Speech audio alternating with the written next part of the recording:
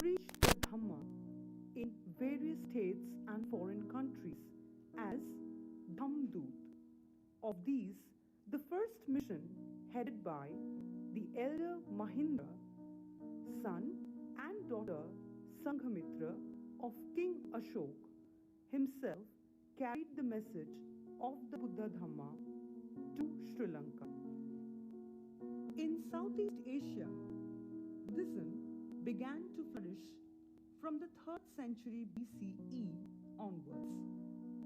Emperor Ashoka's Dhamdut were instrumental in establishing Buddhist communities in modern-day Sri Lanka, Myanmar, Thailand, Cambodia, Laos, and Vietnam. Likewise, the archaeological record of countries like Indonesia, Singapore, and Malaysia points to trade as the primary factor in the spread of Buddha Dharma. The Buddha Dharma flourished to Central and East Asia along the Silk Route, facilitated by Indian monks like Kashyap Matang and Dharmaratna in the 1st century CE.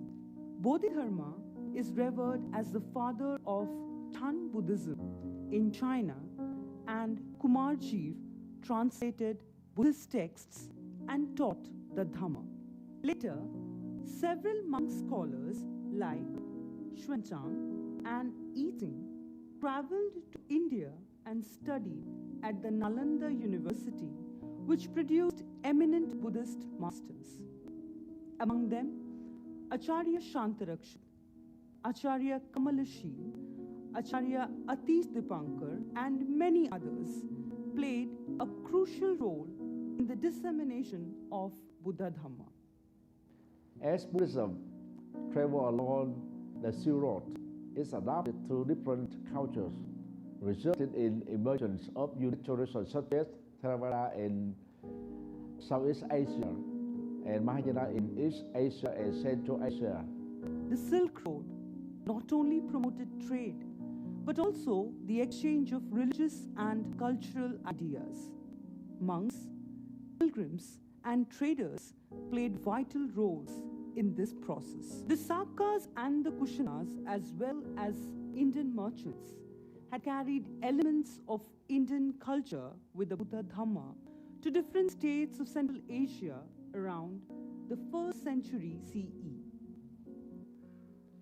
धम्म को उसके मूल भाव को समझने के लिए पाली भाषा का ज्ञान आवश्यक है।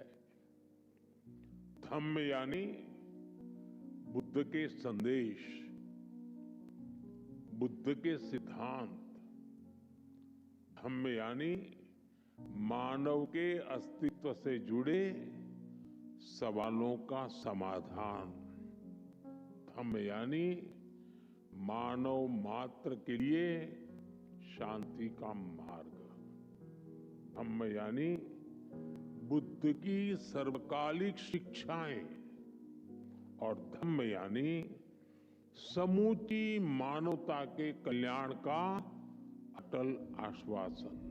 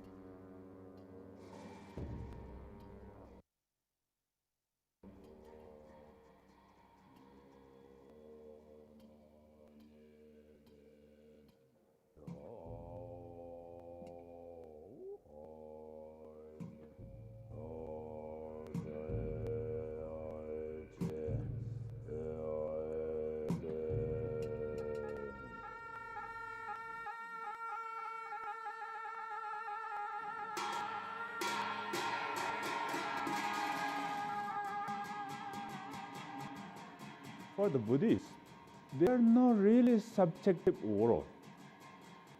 It is depend on the perceiver. So there's no such thing as ultimately, objectively existent.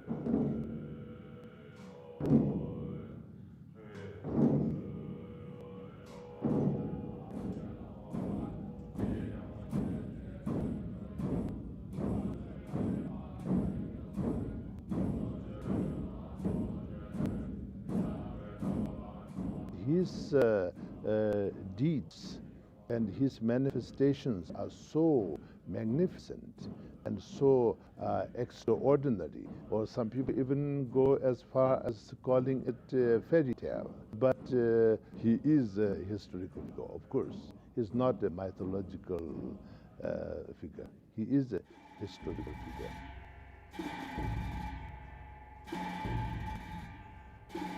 The main teaching which is alive in Tibet is what we call the nature of mind teaching.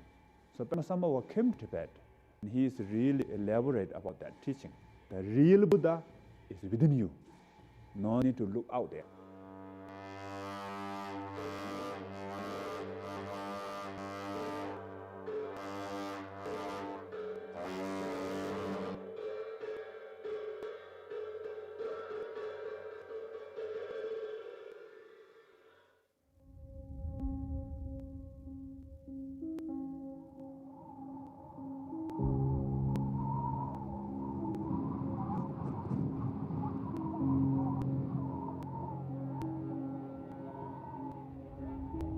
Once upon a time in ancient Tibet, there ruled a mighty emperor called Trisong Detsen.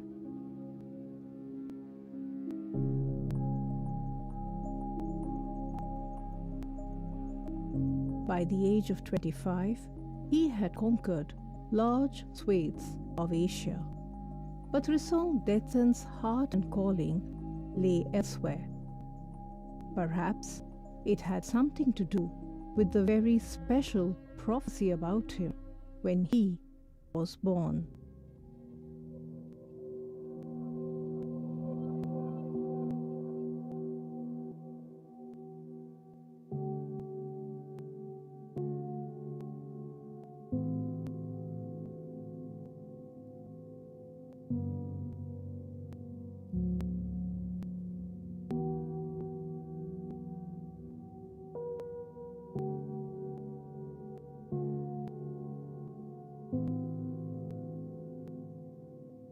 During the Trisong Detsen, he really wanted to invite the Buddha Dharma from India, complete full, like what we call Hinayana, Mahayana, Vajrayana, all the three yanas. He really wanted to establish. To establish the Buddha Dharma in Tibet, the king sought the help of a well-known teacher from Nalanda. Trisong Detsen invited Indian great master, very highly enlightened Mahapandit. His name is Shantarakshita. And so he and the king tried to establish Buddha Dharma in Tibet. The Mahapandit Shantarakshita and Trisong Detsen decided that the first step was to build a monastery. Accordingly, an auspicious valley called Samye was found. But something rather strange began to happen. What they built during the day would mysteriously get destroyed at night. Clearly, there were subtle forces that did not want the Dharma to be established in Tibet. As Trisong Detsen despaired, a solution came to Pandit Shantarakshita. Tibet, it was really kind of like that time is wild. There's a lot of different ideas, different gods, different cultures, a lot of spiritual different flavor, really alive. And they are wild, so many different things. Then Chantarashita said, I normally teach about Bodhicitta, loving kindness, compassion. So for the mentality for Tibet, maybe not so much dramatic enough. Chantarakshita told the king, advised the king, there is enlightened great master with tremendous spiritual power called Guru Padmasambhava. You must invite him. So this way, then Buddha Dharma will be established in Tibet.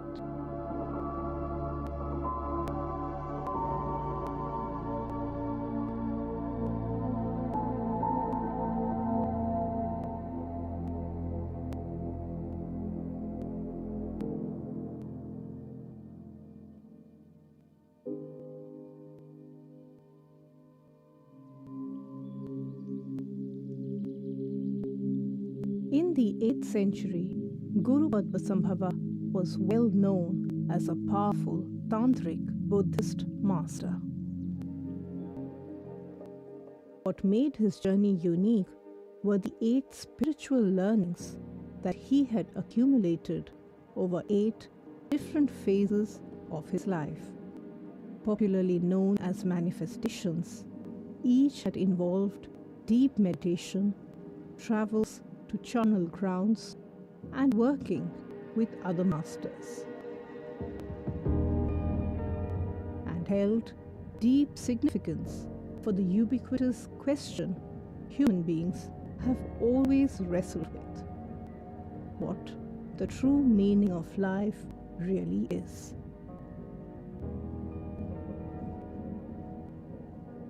The Guru went to a different part of India, different part of the Zambudiba, the part of the world, and he met different teacher and received special particular teaching, and he practiced that way, and then during that time the manifestation of that. Throughout his life, he manifested in 8 different places. There, each place about 5 years, he meditated. And in each place, he attained a greater enlightenment.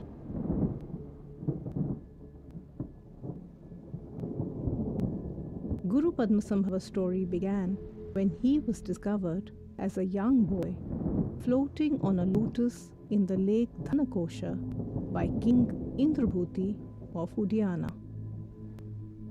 Taken in by the boy's calm demeanor, the king asked him, "Who are you?"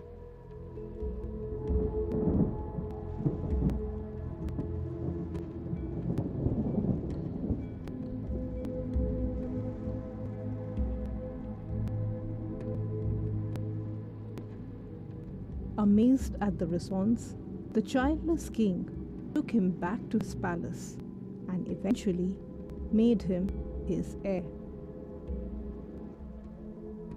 This was the phase when he began to be referred to as both Guru Sokyedorje, or a diamond born of the lake, and Pema Jugne. Pema Jugne manifested in Udiana.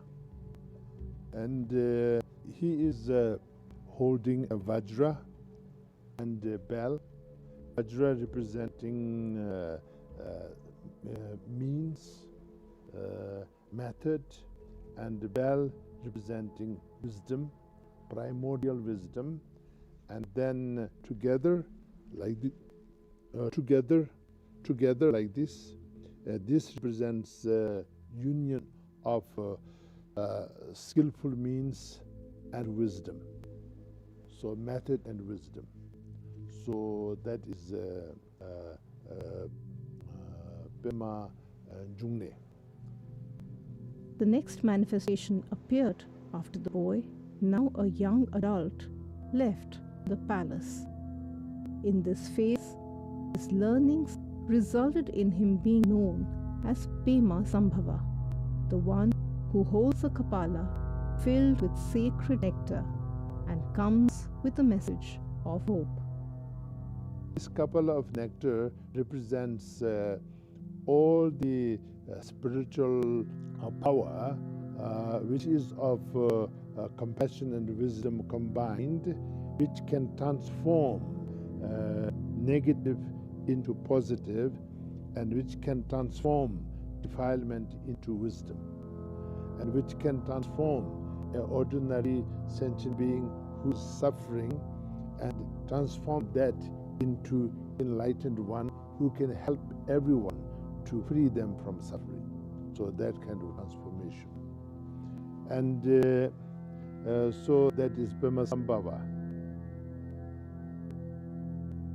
Then came the next phase in the form of Guru Loden Chokse, where the possibility of the accumulation of wisdom and removal of ignorance through deep contemplation was indicated through the damru, or two-sided hand drum in one hand, and a kapala containing nectar in the other.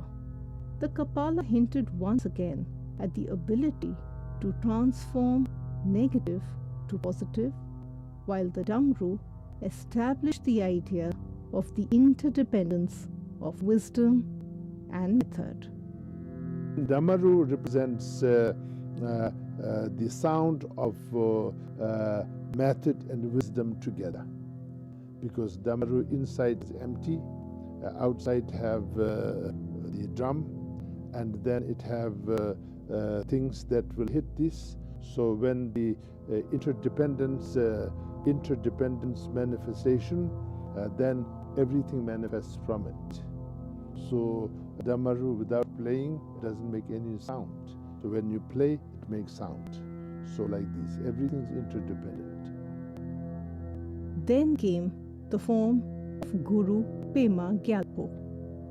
In this, he held once again the damru in one hand, signifying, as before, the interdependence of wisdom and method. But in the other, he holds a mirror carrying yet another important learning about our perception of life and people.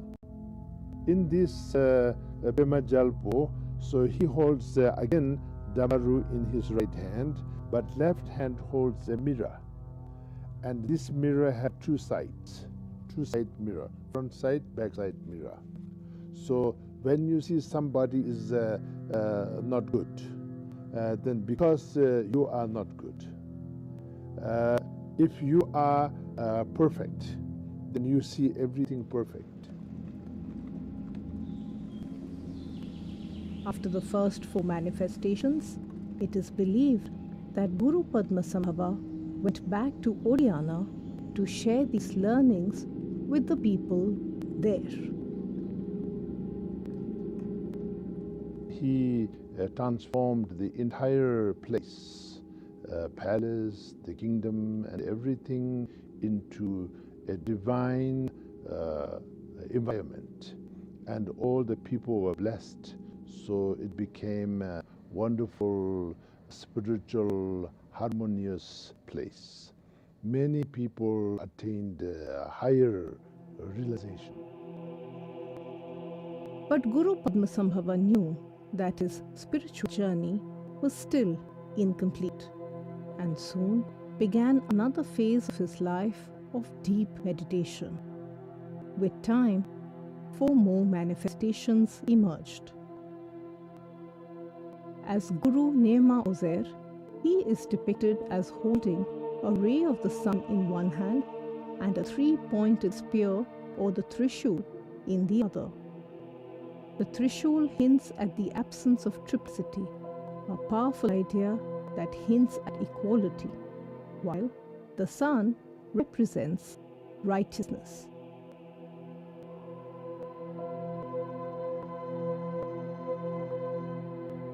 For example, when you give something, you are the giver, to whom you are giving, that dana, giving, that is to whom you are giving, and what you give. There is 3. So Trishul represents that. When there is no difference between you, the giver, to whom you give, and what you give, There isn't this triplicity. You are free from that, and that is paramita. Trishul represents that. And the sun represents the wisdom. His wisdom is uncorruptible. So that is what this holding on to the ray of the sun represents. Incorruptible and free of triplicity. Perhaps it was no surprise that the next manifestation was in the form of a monk. As Shakya Senge, he renounced everything, living the life of a beggar with only a begging bowl in his left hand. Now, when you renounce everything, then you're free from all the Mara. And so he renounced everything, not against everything. He renounced everything, including his palace, for everyone, for sake of his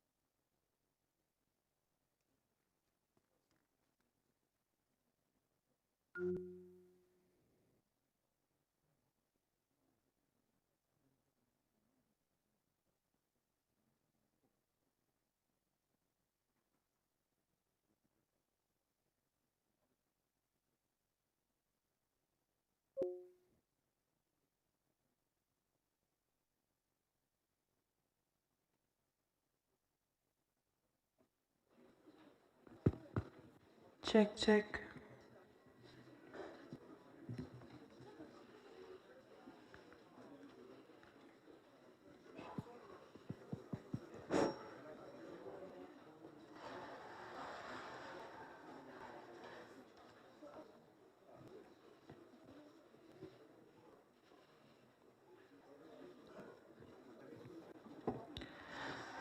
Namo Buddhaya, Jule, and good morning. Respected Venerable Sangha members, distinguished dignitaries, honored guests, esteemed scholars, ladies and gentlemen.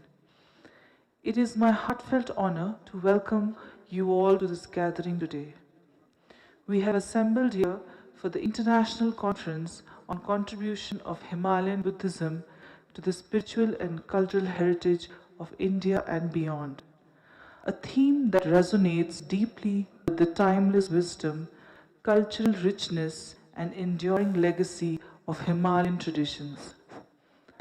While the conference has been curated by the International Buddhist Confederation, under the aegis of Ministry of Culture, Government of India. Our institutional partner and support has been the UT Ladakh administration, taking care of hospitality in its entirety, and our venue partner is Mahabodhi International Meditation Center. Himalayan Buddhism has preserved sacred texts, nurtured profound philosophical traditions, and sustained artistic and cultural practices that have shaped the spiritual and intellectual heritage of Asia for centuries. This conference is therefore not just an academic dialogue, it is a celebration of continuity, a reaffirmation of heritage, and an exploration of how ancient wisdom continues to illuminate the modern world. Through insightful discussions on heritage preservation, cultural and artistic innovation, and intellectual traditions, today's sessions promise to deepen our understanding of how Himalayan Buddhism continues to inspire peace, compassion, and universal harmony. We are especially blessed today by the gracious presence of revered spiritual leaders, seasoned statesmen, distinguished scholars, and honored dignitaries whose wisdom and vision strengthen the bonds between tradition and progress.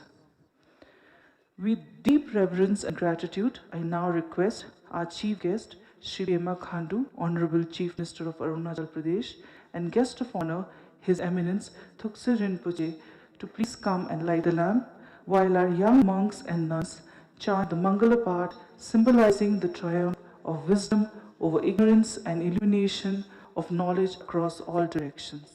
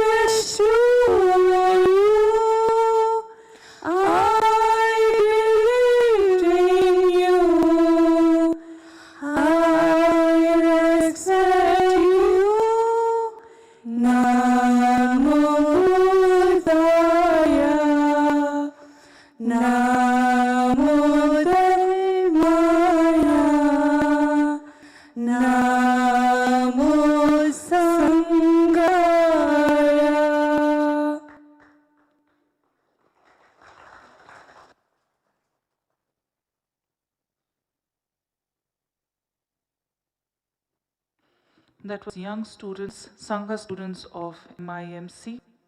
I now request Shatse Khyentse Rinpoche Jangshub Shweden, Secretary General of the International Buddhist Confederation, to please deliver the welcome address.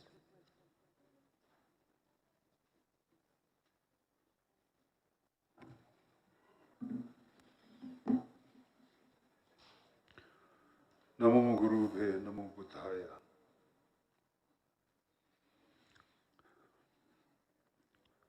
On behalf of the organizer, we have multiple organizations combined together in organizing this event.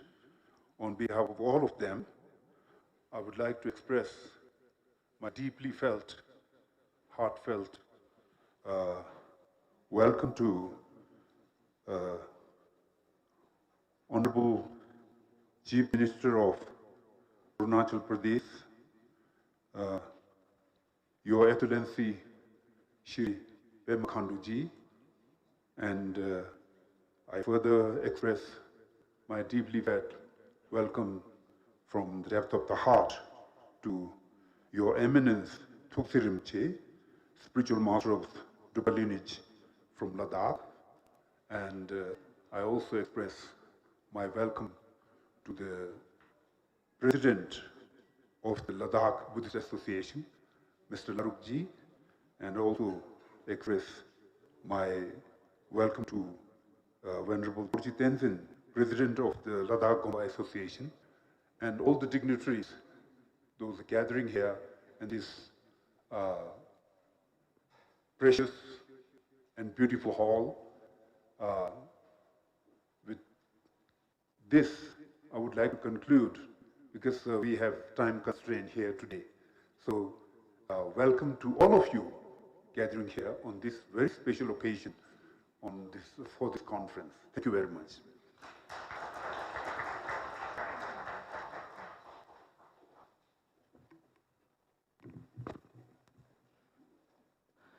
Before we move forward, it is my honor to invite you to witness a visual journey into the heart of this extraordinary land. An in-house IBC production dedicated to the Tourism Department of Ladakh, we are about to launch The Timeless Spirit of Ladakh, a land where majestic mountains, ancient monasteries, and living traditions come together to create a unique cultural and spiritual landscape. Through breathtaking visuals and powerful storytelling, this film takes us across sacred monasteries, historic sites, vibrant communities, and serene landscapes that together reflect Ladakh's enduring legacy of faith, resilience, and harmony. It reminds us that Ladakh is not merely a place on the map, but a living experience where nature, spirituality, and culture exist in perfect balance. May this film inspire us to appreciate the depth of Ladakh's heritage and the timeless values it continues to offer the world. Presenting the trailer of Ladakh, the Land of High Passes.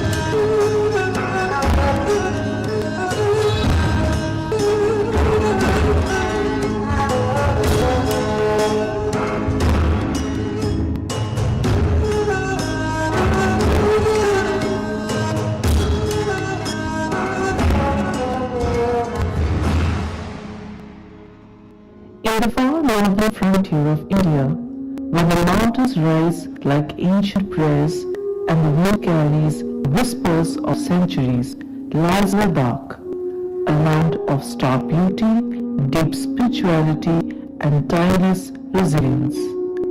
Here, the earth is rugged, the sky feels closer, and every valley tells a story. Ladakh is not merely a destination. It is an experience of silence, of faith, of culture, and of wonder. Surrounded by the mighty Himalayas, this high-altitude desert is a place where nature reveals both its harshness and its grace. Snow-clad peaks shimmer under the sun, Barren mountains glow in shades of gold and ochre, and winding roads lead to monasteries perched like gardens of the soul. This is Ladakh, where silence touches the sky.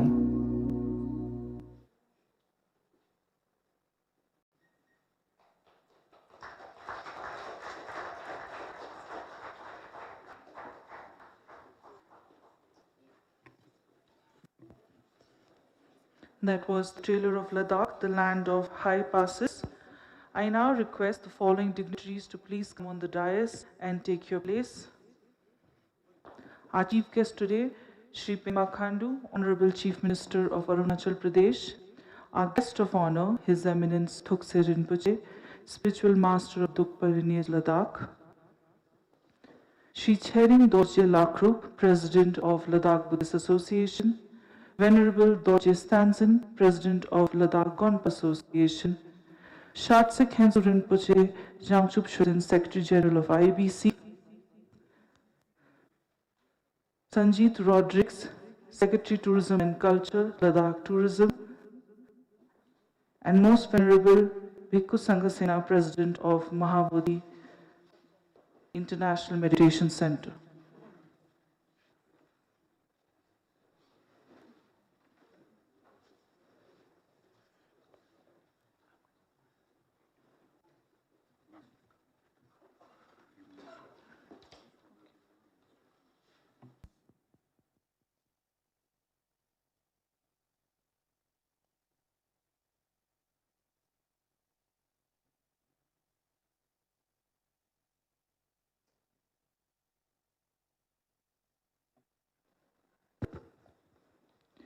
I now request our chief guest, Sri Pema Khandu, Honorable Chief Minister of Arunachal Pradesh, to please address the gathering.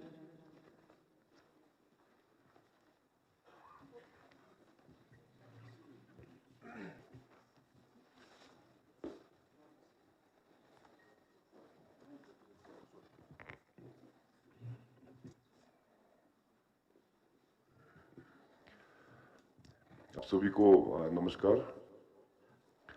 आज की इस international conference on Himalayan Buddhism जो यहाँ पे Mahabodhi international meditation centre में organise किया गया है, हम सबके बीच में यहाँ पे उपस्थित अपना रिम्पोचे जी यहाँ उपस्थित हैं और लद्दाख बुद्धिस्ट एसोसिएशन के हमारा प्रेसिडेंट साहब और लद्दाख गोनपा एसोसिएशन के हमारे वेनरेबल लामा जी और यहाँ उपस्थित अपना IBC जो आज के इस इवेंट के मेन जो होस्ट है ऑर्गेनाइजर है, यहाँ के हमारे सभी IBC के मेंबर्स और अपना लद्दाख एडमिनिस्ट्रेशन के सीनियर ऑफिसर्स और खास करके इस one day international conference on Himalayan Buddhism में पार्टिसिपेट करने के लिए जितने भी एमिनेंट स्कॉलर्स मॉन्क्स आप लोग जितने भी आए हुए हैं और मीडिया के दोस्तों, मैं सबसे पहले तो मैं अपने आपको बहुत ही गर्व महसूस कर रहा हूँ।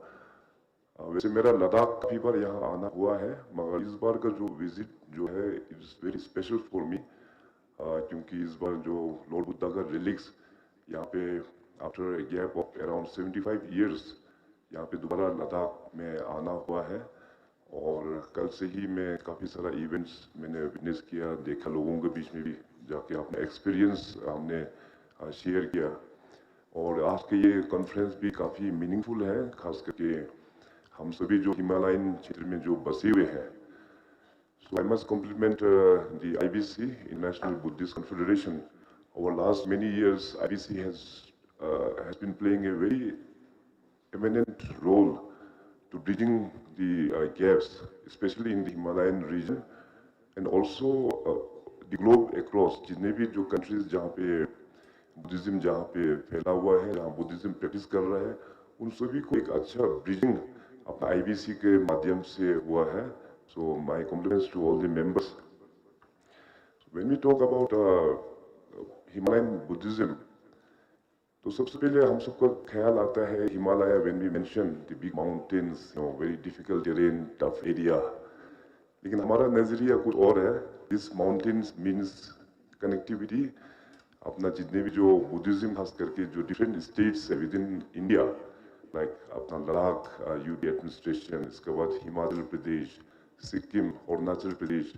So this is the linking bond that we share.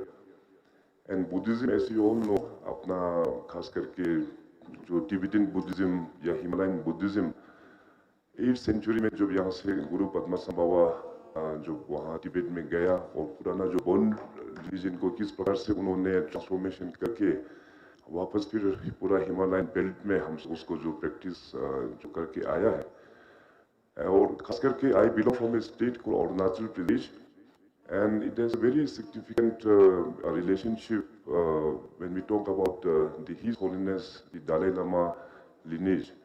6th Dalai Lama was born in Mon Tawang, and after that you know the history of 1959 when the 14th Dalai Lama, the present Dalai Lama, when he came out of his country, it was also through Tawang.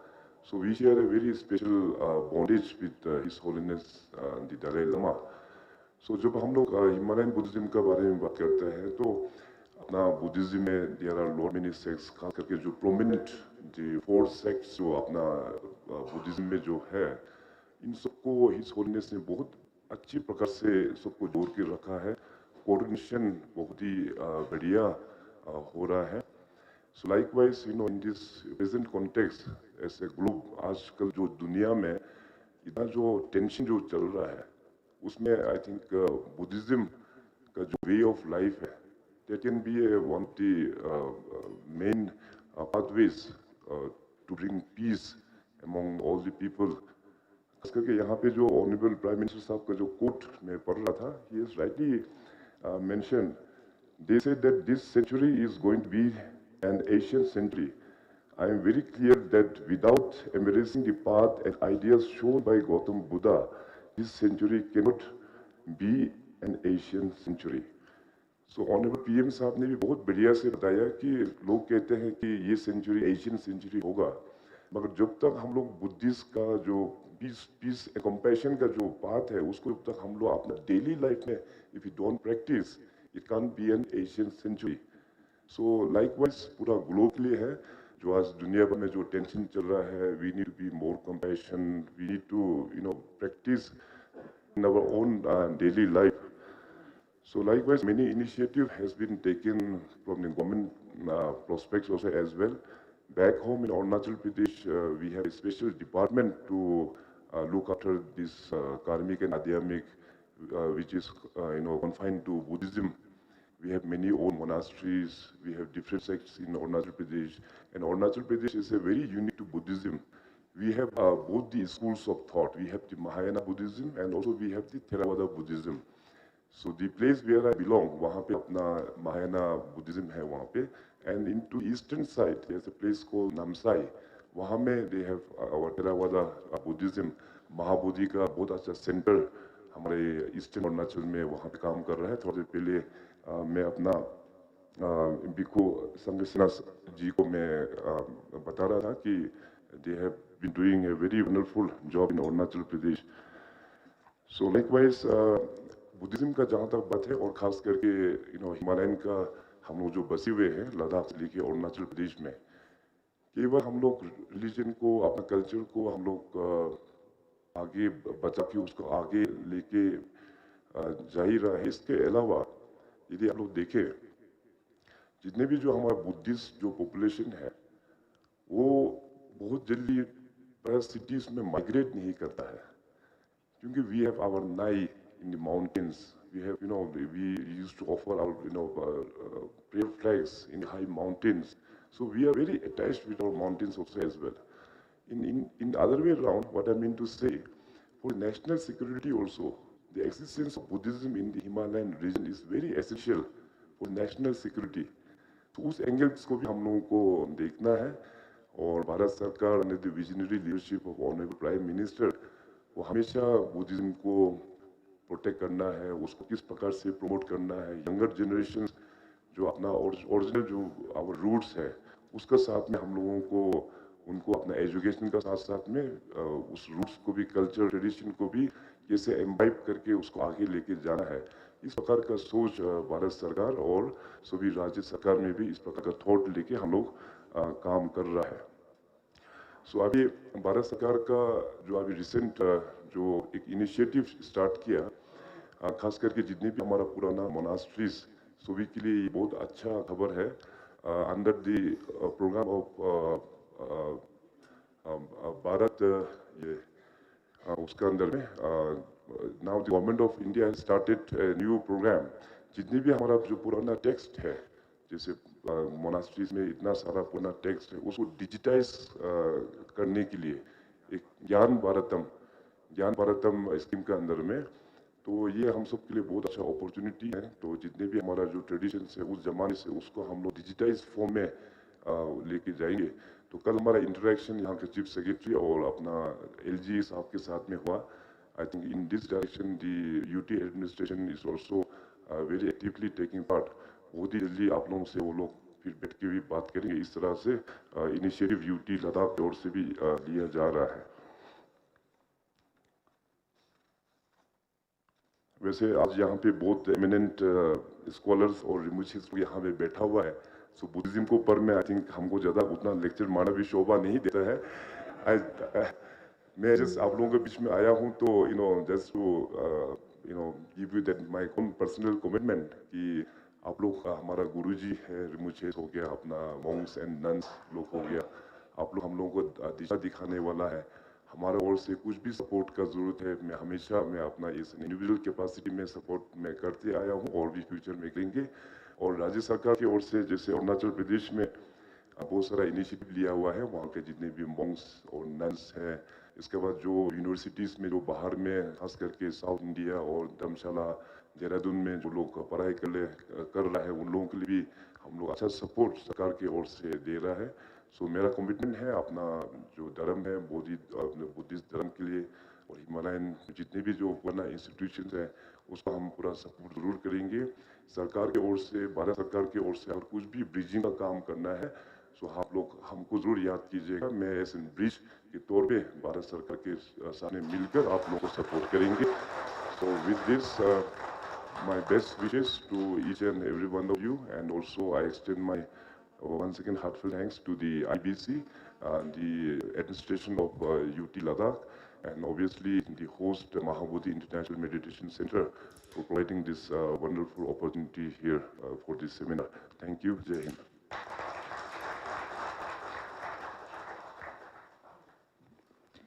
Thank you, sir, for sharing your inspiring insights. I now request Director General of IBC, Shri Abhijit Haldar, to please present a memento to our chief guest today, Shri Pema Khandu, Honorable Chief Minister of Arunachal Pradesh.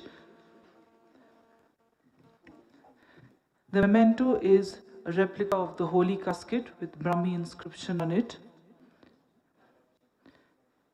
And on behalf of MIMC, I request Most Venerable Bhikkhu Sangh Sena to present a memento of their in-house publication.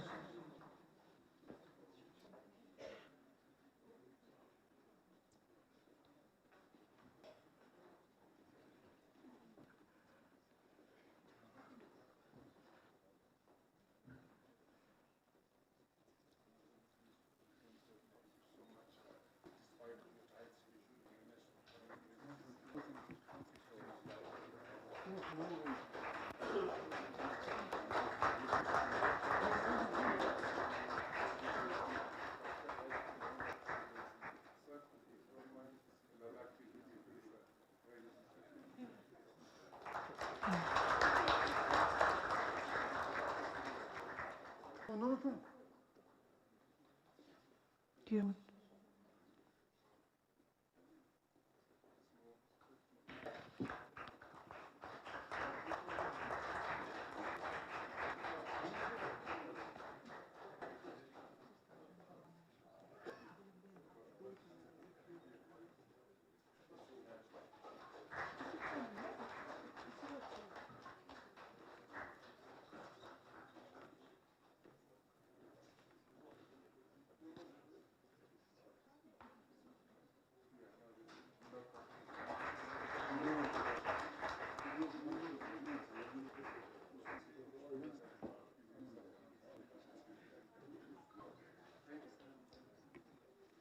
Thank you, Bhanteji. Our chief guest has a flight and he's made time to visit us. Thank you for your presence, sir.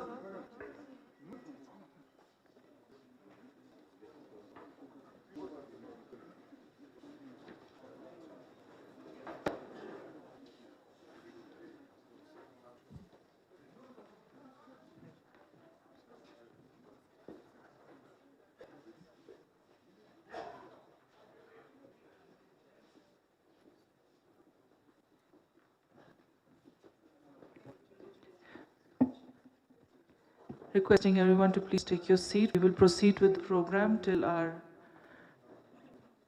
organizing partners come back. I request Honorable Dorjes Tanzin, President of Ladakh Gonda Association, to please address the gathering.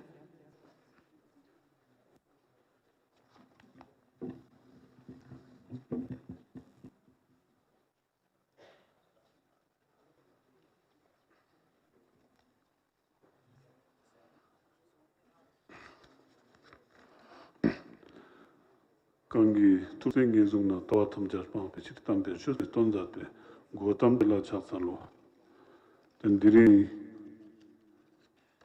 군로서 아루나찰 나데 롬포친보 구접 데마 칸도초 인시스 군론파 겹지 두파 tukserin boju chok dana chokla lagnang pe chodi uskyong ka singdorje chok dini jarte kenzur rinpoche chok yang ika peskane dini nga kewang langyasnang chok tadakne pepe dini undo langyasla sangmala julenang chodilik jun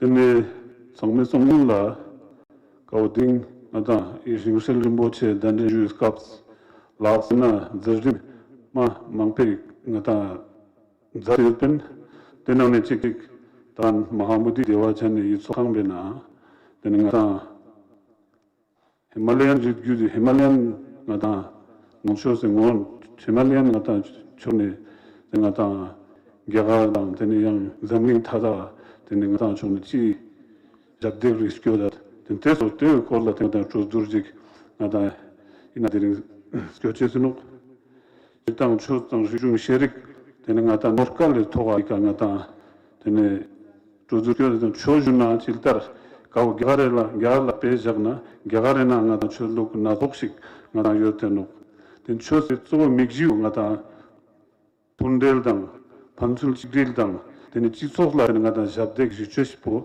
deni ngata 초초로 통네 띄오 deni 자찬 스티라게 deni 이스파가다 리주 토가 deni 잡살았나 리중라 ngata 나 나니 통네 ngata 디솔로 deni 치 리중주나 나센스 리중주나 so deni ngata 리중보 ngata Himalayan jirgyut kuni togne nasense 리중이 toateni yerga chia salchesna dizu ngata tuganji inkek 두삽 시기 나가다 겨가래나 낭배 산바오 다르치랑 마다 캡친모 시켜다 번가나 리주 토네 나영 치수되니 등nhập 차 직당되니 때 데스카플라 때가다 히말라야 리종세나 때가다 낭배 다르 낭배되는 담바 다르테 되니 히말라야 나가다 리주 되조되는 나다 요테 되니 나영 된 치수에 다다 히말라야 산상싱가 되니 히말라야 규테 되니 나라 가레나 삼직 나타 나 쇼슬라요토 테토 상마 냠파 사마 라르소 체상 라르소 마삿 딩가가라간 페나 카펠 쇼체스포 데옹나타 히말라야 직중판에 멜레엔 쳔메익당 테나 카틴 쳔메익 테나조 데옹나타 신지기 톡베가 자타 살나 히말라야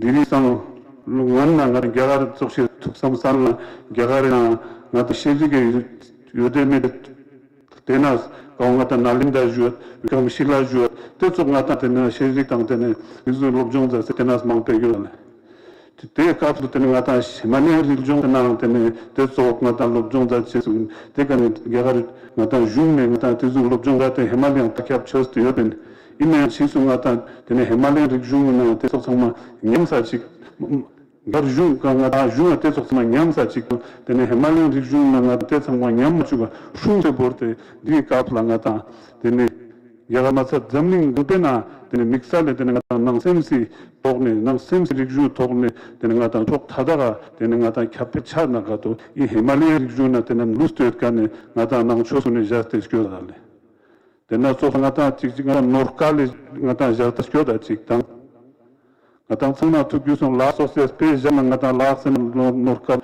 mane ngata chinang parsumena norkal mamang pe gyoten chochoge togne Junang tene ngata ngat chupana tang se sa chupa ngata norkal ma ngata mangpe ngata jelgi yoten ko ineng tene kazuksik ngata tene norkal thokne chir ngata last manda zamling gangpuna tene ngata nganne tenin dang norkal tone jabdik juna khato din ngata hemle jigudla sertan chesik tesangma tene nyamcha chama chugo tesma nyaraza tesma shunkyobza te gerak tene chupana ta se la soses petana gerak chupana sangunla chupana wangata mane mantangen kharin do gopain do get tusngata jagyutke tesangma shunskyob te nyamcha chama chugo borte tene diri tene gangata zigra pulchi yodna tene ngata ye Himalayan juna tengan mimanguni ikatinin samara inna zarimdang delte sangata IBC tene kon tugan nam tingata Himalayan Buddhism zarim nyampongata jagamangpena jemstone tingata zarim zateno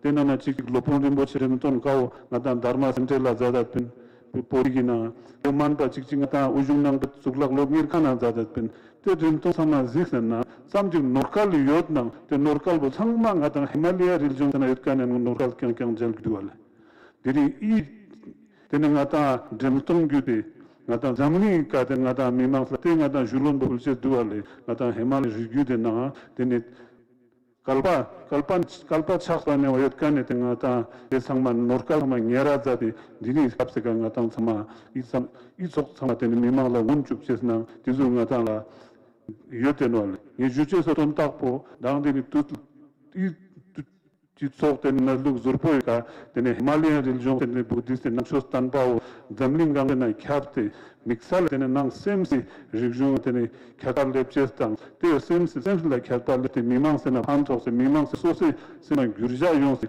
zamling na jide yon che na chir zambuli maktu giches na la part de tene sangme tene sose tukam zangpe goni chawa choche tene jewana ngimpo ngel talan yang lanch tene tuje chejun IBC izok tene zatgori zachesla te izok zatgori kaningata zamling gangtena tene jurun gala chachesna tene phantok chese tene chagla kyochedu teskyotpa tene ngala gompa sokdi ngone sangmala jule nangashi delejin turechi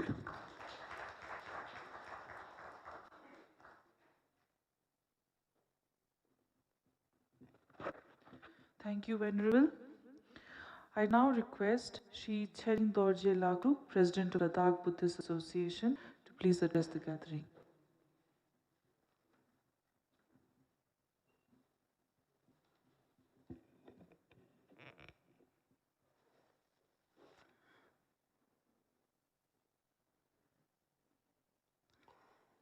Om Namo Buddhaya. Kangi tu sengir zunal tawa samcha tansu tampe cho niston zato godam tela chakta lo. His Eminence Drupa Tukshe Rinpoche Kundun, Shri Abhijit Haldarji, Director General IBC, Venerable Khensu Rinpoche Ji, Secretary General IBC, Professor Raju Ranjan Ji, Vice Chancellor CIBS deemed to be University, Venerable Sangha Sena Ji,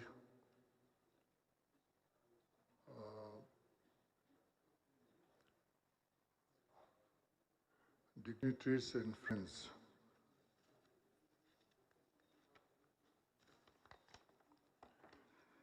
Jule, Namaskar and good morning to all of you. First of all, I, on behalf of Ladakh Buddhist Association, welcome you all to Leh Ladakh. I am really very happy to see and meet many of my old friends in this very important International Buddhist Conference organized by the International Buddhist Confederation in association with the Ministry of Culture, Government of India in Leh. I would especially like to thank Shri Abhijit Haldar Saab for taking the initiative to organize this conference during the auspicious period of the exposition of the Holy Buddha relics in Ladakh with the theme Peace Beyond Borders. The topic of today's conference is, as we know, contribution of Himalayan Buddhism to the spiritual and cultural heritage of India and beyond. As we all know, that Buddhism began with the teachings of Lord Buddha in North India in the 6th and 7th century BC. Afterwards, the teachings of Lord Buddha were carried northwards along the trade and pilgrim routes that connected the Indian plains with the Himalayan belt. Ancient trade networks, especially branches of Silk Route, passes through the Himalayan region like Ladakh and Sikkim. The traders, pilgrims, and monks exchanged not only goods but also religious ideas, helping Buddhism to travel into remote Himalayan regions. Great Indian scholars traveled into the Himalayas and Tibet, such as Guru Padmasambhava and Shanta Rakshita. We also know that after a period of decline, Buddhism was revitalized in Tibet and the Himalayas by teachers like Atisha in the 11th century. In short, Buddhism spread in the Himalayas not through a single event, but through centuries of movements via trade, royal support, scholarly exchanges, and cultural adaptation. The result is a vibrant Himalayan Buddhist tradition that still continues to thrive today. Today, the Himalayan Buddhist practices across region of Ladakh, Himachal Pradesh, Nepal, Sikkim, Bhutan, Arunachal Pradesh, and Tibet has made deep and lasting contributions to the spiritual and cultural heritage of India and wider world. Rooted in the teachings of Gautama Buddha, it developed distinctive traditions while preserving the core Buddhist values. With occupation of Tibet by the People's Republic of China by 1959 and opening up Ladakh for foreign tourists in 1974, many Tibetan Buddhist spiritual Rinpoches and monks and Buddhists from many Southeast Asian countries like Japan, Vietnam, Taiwan, Singapore started visiting Ladakh. This has made Ladakh all the more a vibrant center of Himalayan Buddhist traditions and gained global importance in spiritual and cultural platforms. The regular annual visit of His Holiness the 14th Dalai Lama to Ladakh for the last many years has also helped project Ladakh on the world map of Himalayan Buddhist stage.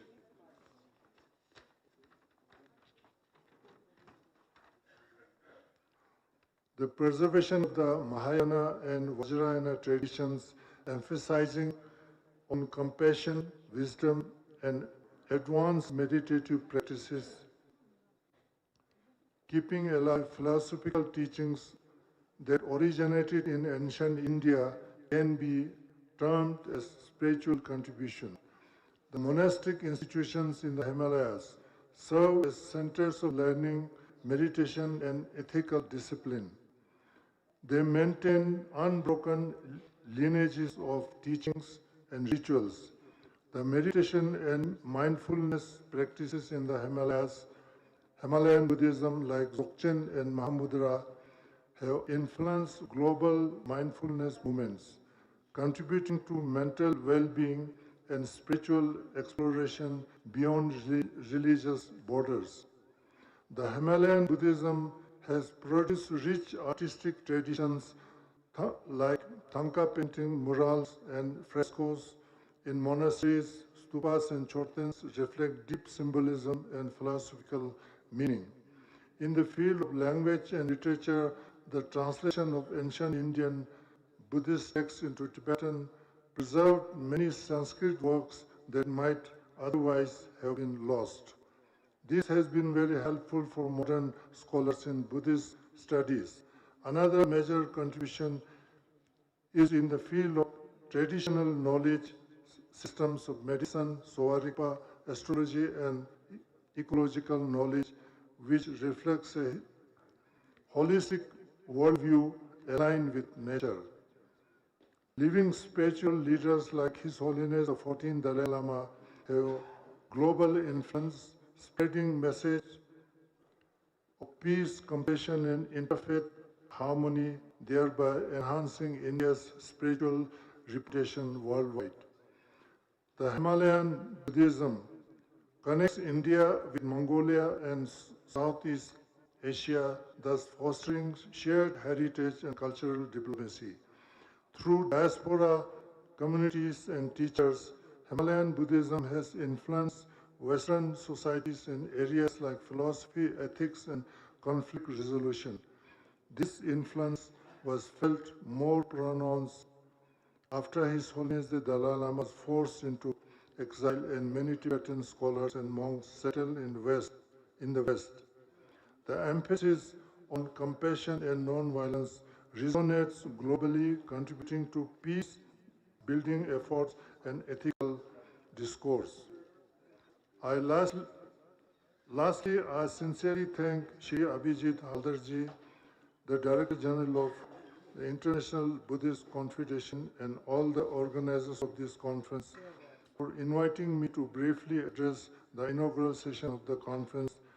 My best wishes for the success of the conference, and also pray for a comfortable stay for all the guests who are here attending this conference from outside Ladakh. Thank you very much.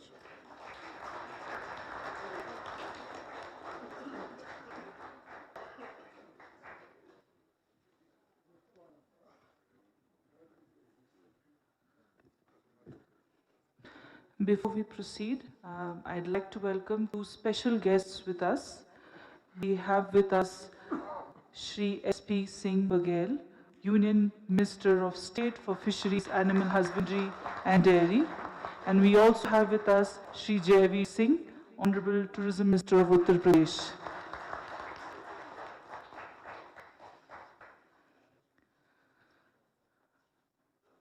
I now request our guest of honor today, His Eminence Thukse Rinpoche, Spiritual Master of Drukpa lineage of Ladakh, to please address the gathering.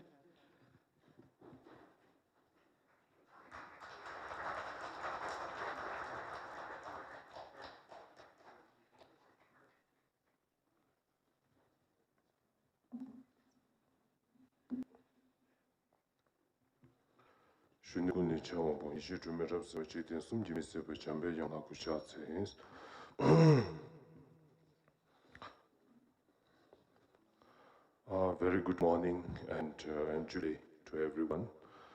I don't want to mention a detailed name now because I think it's just a waste of time. First of all, I just wanted to thank from the depth of my heart to an organizer, especially to International Buddhist Confederation, IBC, for organizing such very important kind of a gathering on very important topic.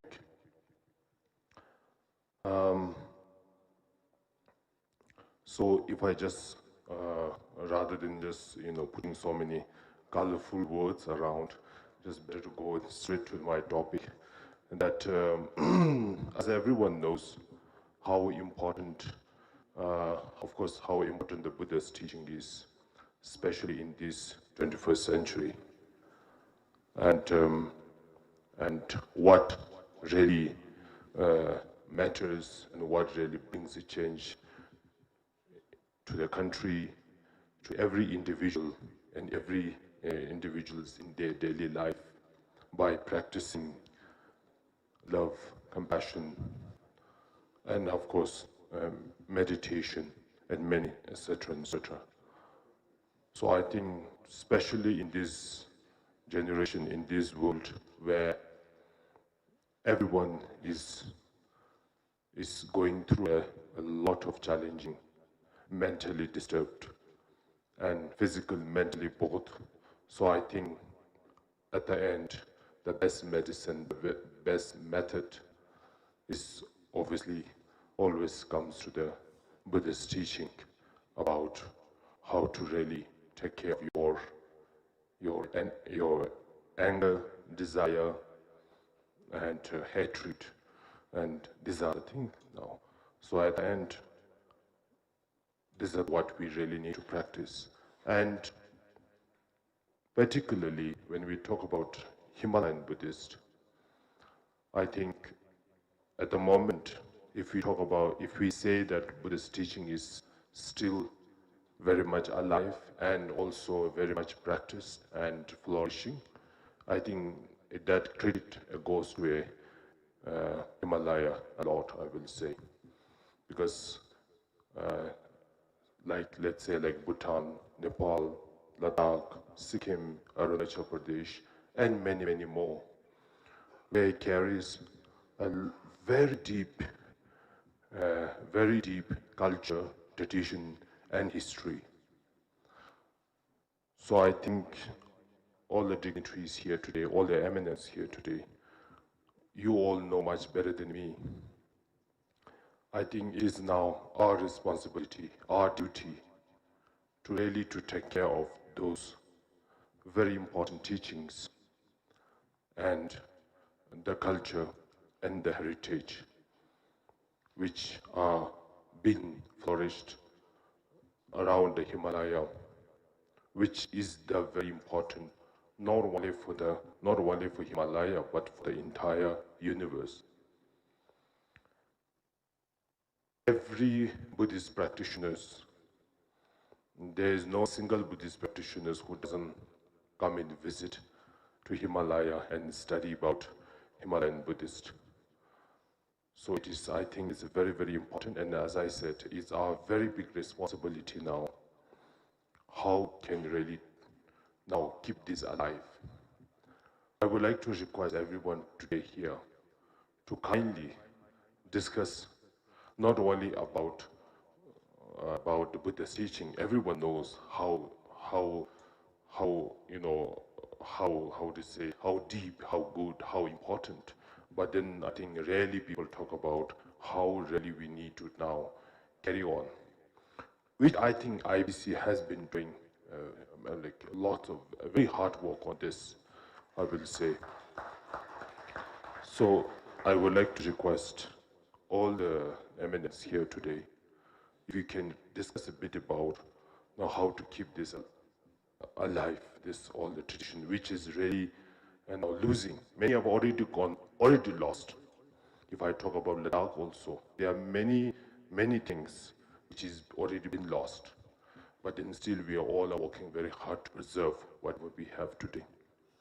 And for that, I think all the Himalayan, now I think some people from here, from Bhutan, Nepal, and also I think it's very important that all the Himalayan range, we should all have a very good connection with each other.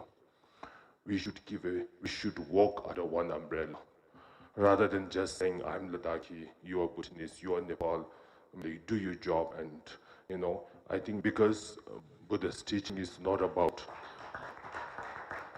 Buddha's teaching is not about, it's not about one main work. It has to be done hand to hand. Everyone must come unity, harmony together, and then we should come into a unity and then work and then to preserve the Himalaya. Because anyway, all are connected.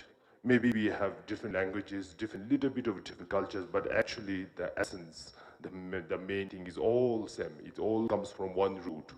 If we talk about Ladakh, if we go back to the history, Ladakh all have deep connection with Bhutan, deep connection with Arunachal Pradesh, deep connection with Sikkim, with this, that. So there's no single kind of a place in Himalaya where it's not connected to each other.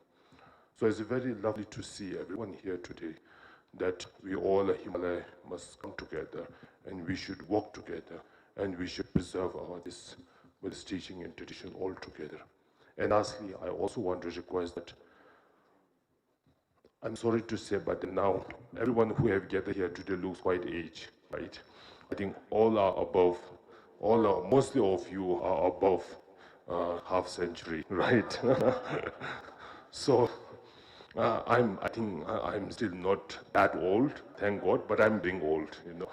So anyway, I think now when we all are getting old, now we all must think, now what will be the next? So for that, I think our young people are very, very important. And we must work, and we must work closely with our future generations, which are our young people, which I'm doing it in my best, in my capacity here in Ladakh. And we all must. And I'm sure they need guidance. They are much educated than us. They speak different kinds of languages. They will understand. And now we have lots of methods to let them know through video, through YouTube, through, I don't know, many things. But then sometimes there's a lack of, you know, I think there's lack of communication, lack of, I think some gaps. I think that many of our spiritual masters, I think we focus more on just, I don't know, a ritual and just doing busy in our own monastery or our own institution. So I think in the similar, at the same time, then all our youth people, young people are there losing, they're even now, you know, what do you call it, converting their religion into others. We don't mind, of course, it's their choice, but then I think it's our duty, you know, how to let them know their duties, their responsibility, their spiritual, where their roots are coming from. And then, of course, they will not know if we don't teach them.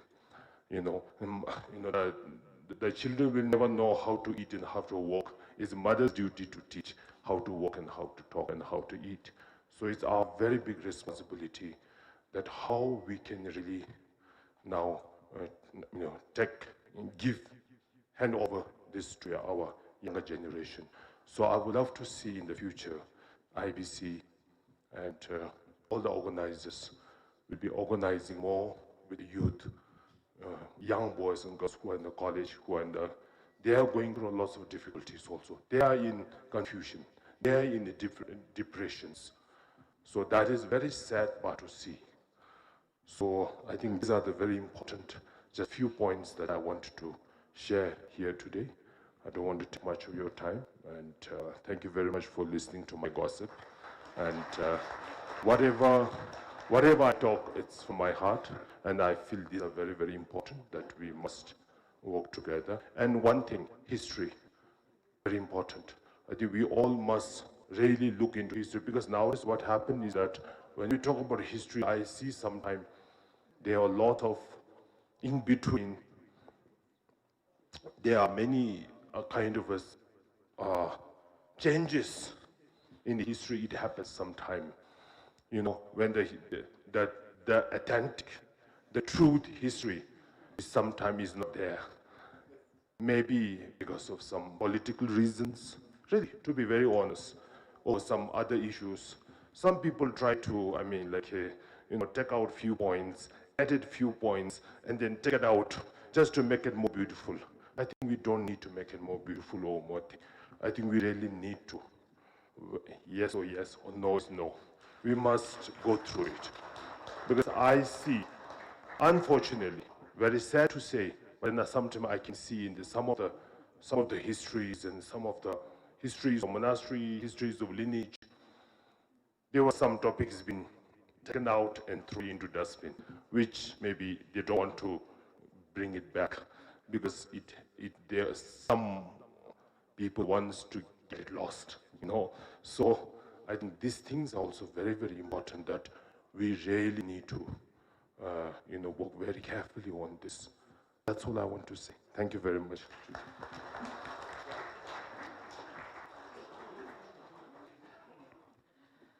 Thank you, Rinpoche La, for those enlightening words. I now request Secretary General of IBC, Shatse Khensu Rinpoche Jangchup Shodin, to please present a memento to our guest of honor, His Eminence Thukse Rinpoche, Spiritual Master of Drupal lineage in Ladakh.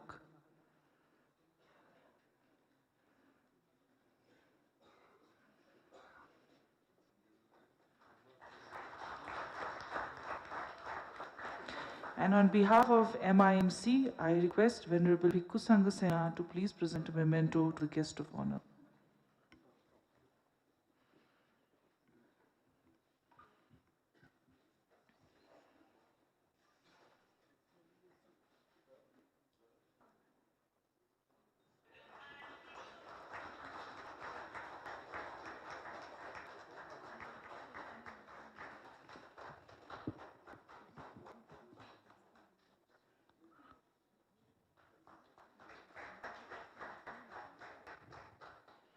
Thank you, everyone.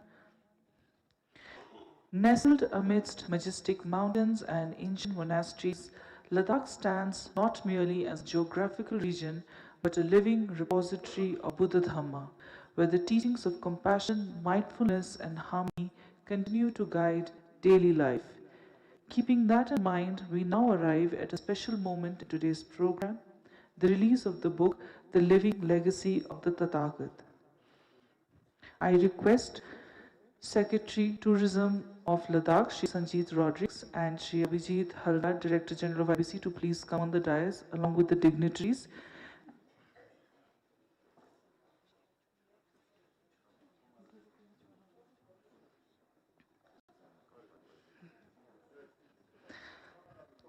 The English version of this book has been authored by Mr. Lundu Gyalpo, prominent Ladakhi author and contributor to Indian Literature Journal of Sahitya Academy, and the Bodhi version has been written by Dr. Thupston Nobu, editor of Ladakh Culture Academy. I request both of them to please come on the stage. This publication by the UT Ladakh administration reflects the region's deep spiritual roots and its commitment to preserving and sharing this priceless legacy with the world.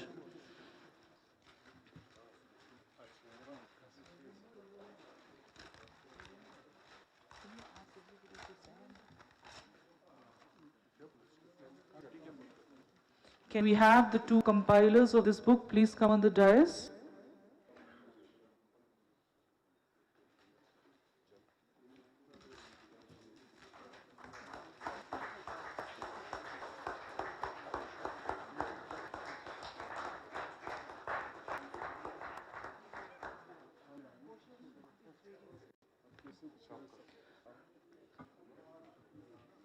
Come on.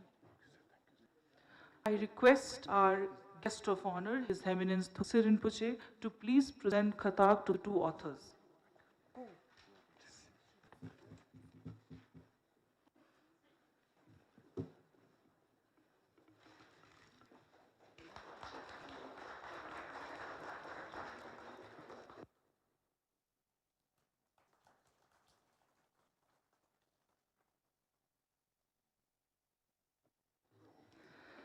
Thank you.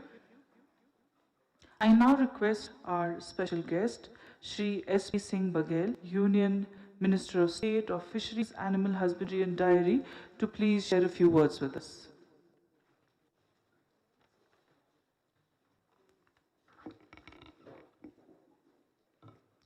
International Conference on Contribution of Himalayan Buddhism to the Spiritual and Cultural Heritage of India and Beyond के seminar में मंच पर विराजमान प्रेमा खांडू जी, उत्तर प्रदेश सरकार के पर्यटन एवं संस्कृति minister Shri Jaiveer Singh ji, other dignitaries,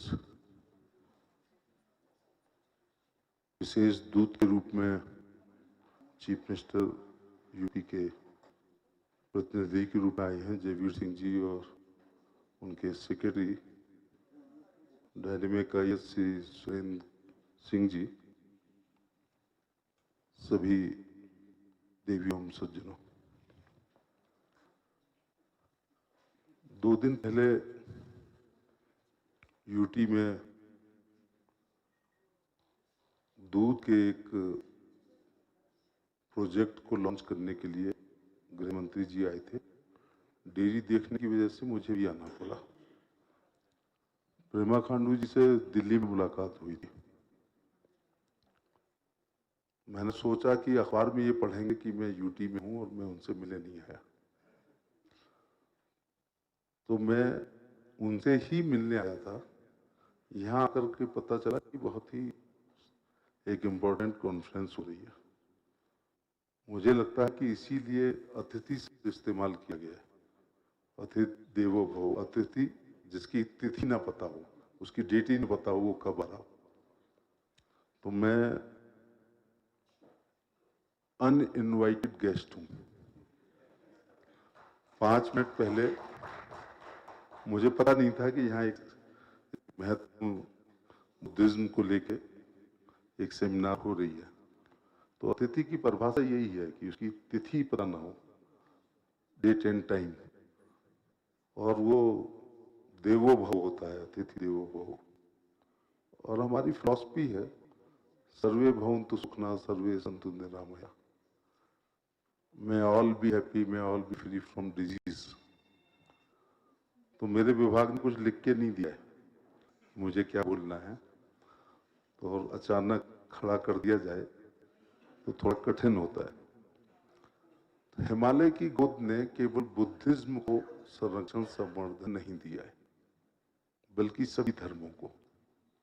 हम यहाँ यूटी को लेकर चर्चा नहीं कर रहे हैं, हम चर्चा कर रहे हैं हिमालयन रेंज में बुद्धिज्म का प्रचार प्रसार और उसके बाहर उसका क्या प्रभाव पड़ा है। तो इसी हिमालयन रेंज में ज्वाला जी हैं, सनातन भी यहाँ पनपा, संरक्षित हुआ है, संवर्धित हुआ है। यहाँ ज्वाला जी हैं, कंगला जी हैं, नगरकोट हैं, छिन्नमस्तिका हैं, बगलामुखी माता हैं। इसी हिमालय की गोद में केदारनाथ हैं, बद्रीनाथ हैं, अमरनाथ हैं। और यही हिमालय की गोद में बुद्ध से जुड़े हुए, महात्मा बुद्ध से जुड़े हुए, भगवान बुद्ध से जुड़े हुए तमाम धर्म स्थल हैं। हमने जब मिल्क प्लांट को लॉन्च करने की डेट रखी थी, तब पता नहीं था कि बुद्ध पूर्णिमा भी उस दिन है। मेरा सौभाग्य है कि बुद्ध पूर्णिमा के दिन मैं यहाँ लेह में था और मुझे बुद्ध धर्म से जुड़े हुए तमाम स्मारकों में, स्तूपों में, मंदिरों में, मठों में जाने का मौका मिला। और सबसे बड़ी बात है कि भगवान बुद्ध के अवशेषों का, पवित्र अस्थियों का दर्शन करने का मौका मिला। मैं प्रधानमंत्री जी के प्रति भी कृतज्ञता ज्ञापित करूंगा कि 75 साल बाद भगवान बुद्ध की अस्थियां लेह लद्दाख में आई हैं और बौद्ध धर्म के अनुयायियों को उनका दर्शन करने का अवसर प्राप्त हुआ। कितनी आस्था है बुद्ध को लेकर के। कल मैंने देखा था 1 किलोमीटर से लंबी डबल लेन मैंने देखा, और छोटे बच्चों से लेकर और खासतौर से महिलाओं की भागीदारी 80% से ऊपर थी। मुझे ये भी बताया गया है कि मंगोलिया और थाईलैंड भी बुद्ध के अवशेष बौद्ध धर्म के अनुयायियों को दर्शन के लिए भारत सरकार भेजेगी। इस अवसर पर मैं यही कहना चाहूंगा कि बुद्ध दया और करुणा के प्रतीक थे, और इस समय जो वर्तमान विश्व की राजनीतिक परिस्थितियां हैं, जियोपॉलिटिक्स, डिप्लोमेसी, जियो स्ट्रेटजी जो चल रही है, बुद्ध बहुत सामयिक हो रहे हैं, बहुत रिलीवेंट हो रहे हैं। बुद्ध दया और करुणा के प्रतीक थे। इस समय विश्व को करुणा और दया की ही आवश्यकता है। बड़े देशों को दया करना चाहिए और छोटे देशों के प्रति अपनी करुणा रखनी चाहिए। मैं उत्तर प्रदेश के पर्यटन संस्कृति मंत्री के बारे में बताना चाहूंगा।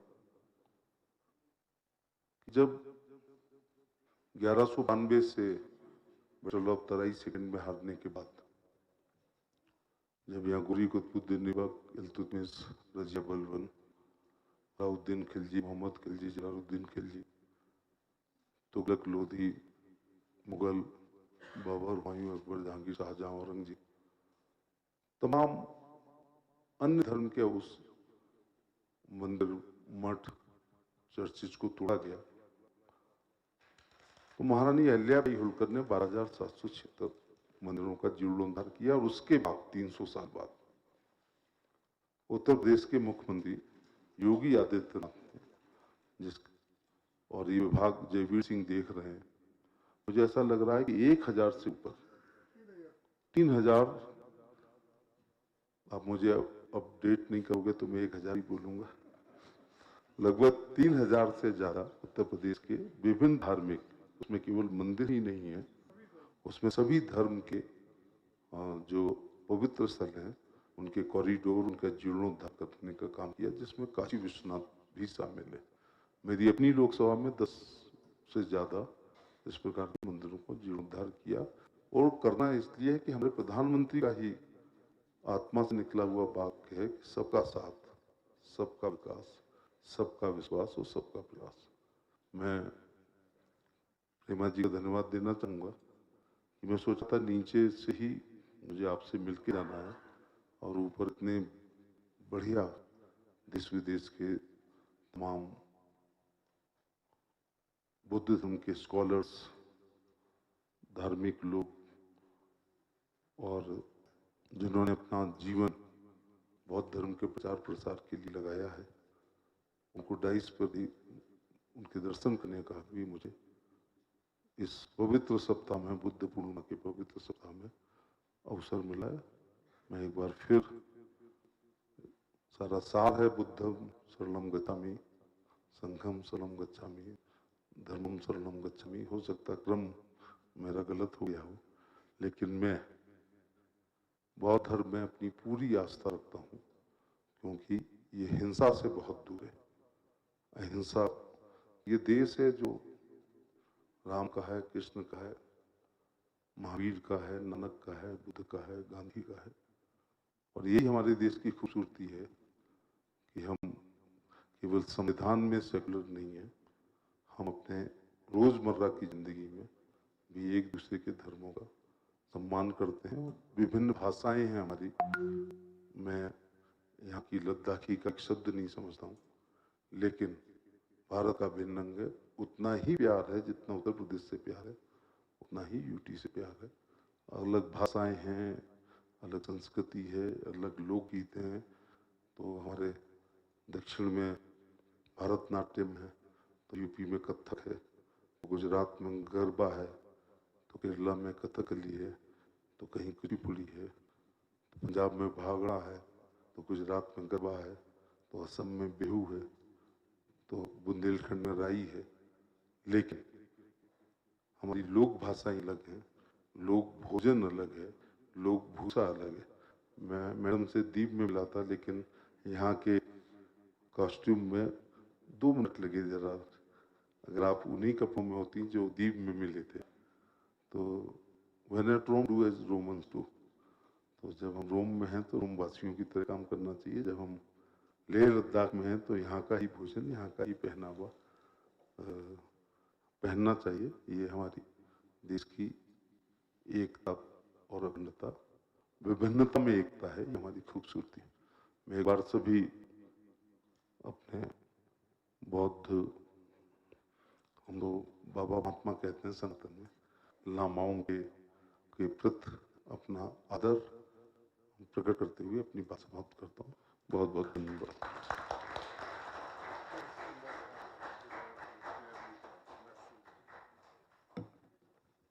Thank you, sir. I now request Shri Jaiveer Singh, Honorable Tourism Minister of Uttar Pradesh, to please address the gathering.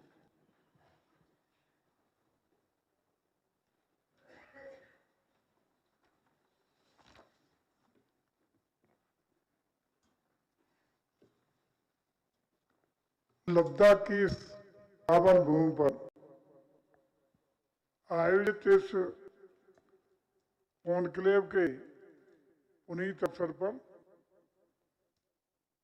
Arunachal के सम्मानित सीएम आदरणीय पेमा खांडू जी,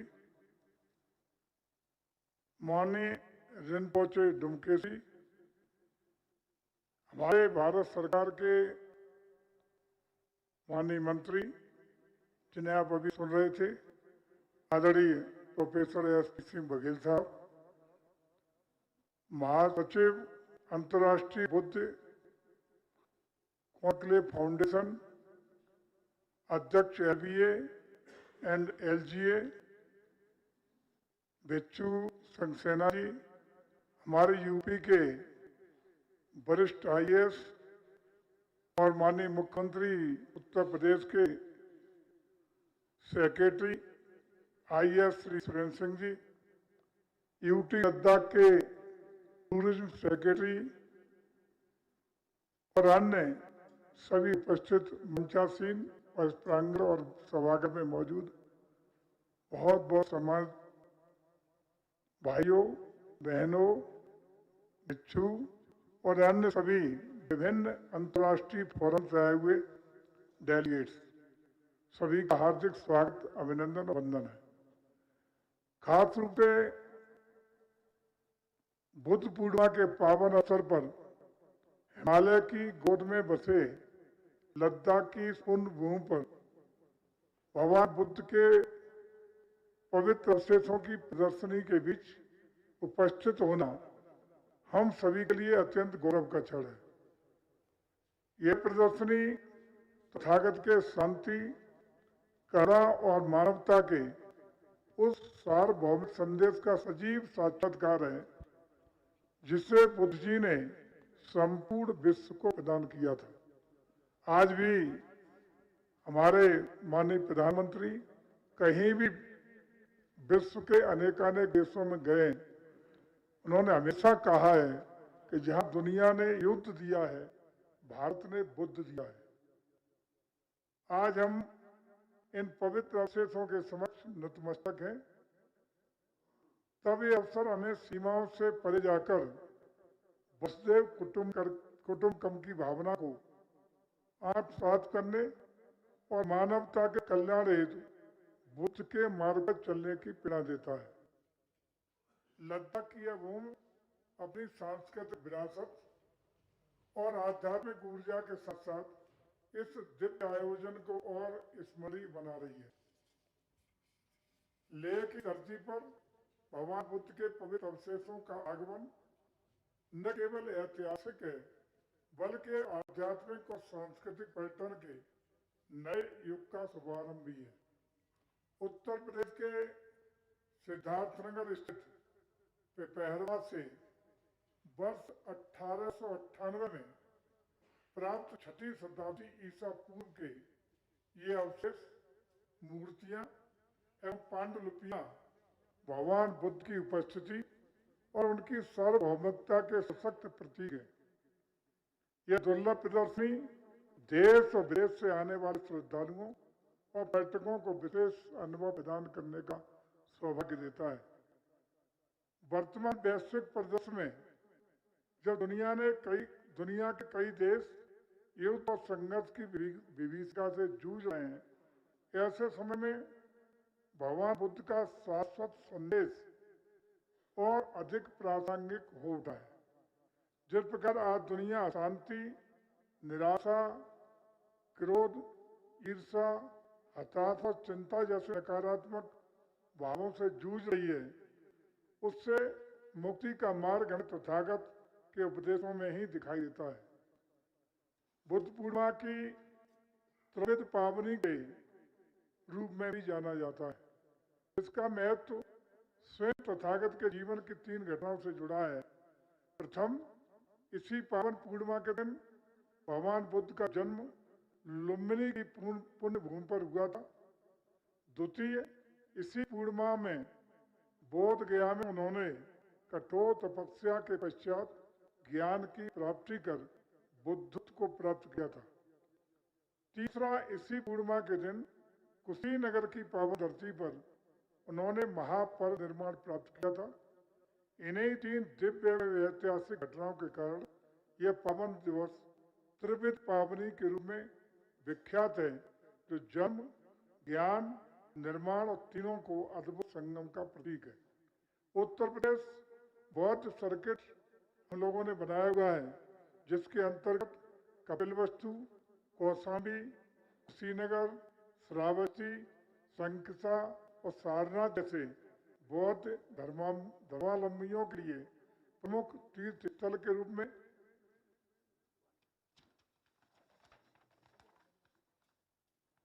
प्रतिष्ठित हैं।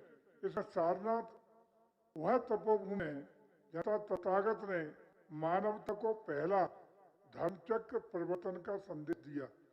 श्रावस्ती वह स्थली है जहाँ उन्होंने सर्वाधिक वर्षावास व्यतीत किए और कुशीनगर वह पवित्र भूमि है जहाँ तथागत ने परम निर्माण प्राप्त कर जीवन और मोक्ष के शाश्वत सत्य का संदेश संपूर्ण विश्व को प्रदान करने का काम किया। उत्तर प्रदेश की यह पुण्यभूमि धरा स्वयं ही धन मानती है, जहाँ तथागत के जीवन से जुड़े अनेक प्रश्न साकार हुए हैं। यह उत्तर प्रदेश सरकार के सतत प्रयासों का ही परिणाम है कि वर्ष 2025 में प्रदेश ने पर्यटन क्षेत्र में ऐतिहासिक उपलब्धि दर्ज की। विगत 156 करोड़ से अधिक पर्यटकों का आगमन पिछले वर्ष में उत्तर प्रदेश में हुआ, जिसमें बौद्ध श्रद्धालुओं की भी उल्लेखनीय भागीदारी रही है। वहीं बुद्ध सर्किट से जुड़े विभिन्न सर्किटों पर लगभग 82 लाख श्रद्धालुओं एवं पर्यटकों की यात्रा हुई। इस दौरान महापरिनिर्वाण स्थली कुशीनगर वैश्विक बौद्ध समुदाय की पहली पसंद के रूप में सामने आया है। आदरणीय मुख्यमंत्री के विजन के अनुरूप उनके नेतृत्व में उत्तर प्रदेश बौद्धिस्ट सर्किटों को अत्यधिक तवज्जो देते हुए उनके इंफ्रास्ट्रक्चर डेवलपमेंट में, कनेक्टिविटी में बहुत तेजी से आगे बढ़ने का भी काम कर रहा है। वैसे कोरोना महामारी के बाद प्रदेश में बौद्ध पर्यटन ने जिस तेजी से पुनः गति पकड़ी है वह भी उल्लेखनीय है। 2022 में 22.40 लाख, 2023 में 47 लाख, 2024 में 61.47 लाख, वहीं 2025 में 82 लाख पर्यटक बौद्ध स्थलों को भ्रमण के लिए विभिन्न अन्य देशों से आने में हम लोगों ने सफलता प्राप्त की है और ये हमारी सतत प्रगति की कहानी भी कहता है। उत्तर प्रदेश सरकार द्वारा पर्यटन सुविधाओं के व्यापक विकास, कनेक्टिविटी, आधुनिक राजमार्गों का निर्माण, सुगम आवागमन की व्यवस्था, बेहतरीन कानून व्यवस्था ने श्रद्धालुओं की बोधि यात्रा को पहले से कहीं अधिक सुलभ बनाया है। यही कारण है कि Cambodia, Thailand, Myanmar, Bhutan, Nepal, Sri Lanka, Laos, Mongolia, Vietnam, Hong Kong, Japan, Singapore, Taiwan, Korea सहित विभिन्न अन्य राज्यों और हिमालयी क्षेत्र के आने वाले श्रद्धालुओं की संख्या में उत्तर प्रदेश की धरती पर आकर के आत्म शांति प्राप्त करने का सौभाग्य प्राप्त किया है। उत्तर प्रदेश पर्यटन विभाग ने बौद्ध पर्यटन को वैश्विक पहचान दिलाने के लिए अंतर्राष्ट्रीय मंचों पर अपनी सशक्त उपस्थिति भी दर्ज कराई है। बुसान इंटरनेशनल बुद्धिस्ट एक्सप्रो हो, थाईलैंड में आयोजित पैसिफिक एशिया ट्रैवल एसोसिएशन पाटा का मंच हो, जापान टूरिज्म एक्सपो या सिंगापुर का IDB एशिया हो, इन सभी प्रतिष्ठित आयोजनों में उत्तर प्रदेश की समृद्ध बौद्ध विरासत को प्रभावी ढंग से प्रस्तुत किया गया है। हाल ही में कुशीनगर में आयोजित अंतर्राष्ट्रीय बौद्ध सम्मेलन ने भी अमिट छाप छोड़ी है, जहां धार्मिक पर्यटन को बढ़ावा देने के लिए 3000 करोड़ रुपए से अधिक के निवेश प्रस्ताव भी हमें प्राप्त हुए हैं। पर्यटन विभाग द्वारा समय समय पर आयोजित फेम ट्रिप के माध्यम से trade and travel agent, social media influence तथा बौद्ध भिक्षुओं को प्रदेश के बौद्ध स्थलों का भ्रमण कराया जाता है। यही नहीं, उत्तर प्रदेश में आयोजित बुद्ध पूर्णिमा महोत्सव, बुद्धिस्ट कॉन्क्लेव, अंतर्राष्ट्रीय त्रिपिटक संगायन, पाली महोत्सव, चरथ, भिक्षवे यात्रा जैसे विविध आयोजन हमारी प्राचीन और समृद्ध बौद्ध परंपरा को जीवंतता प्रदान कर रहे हैं।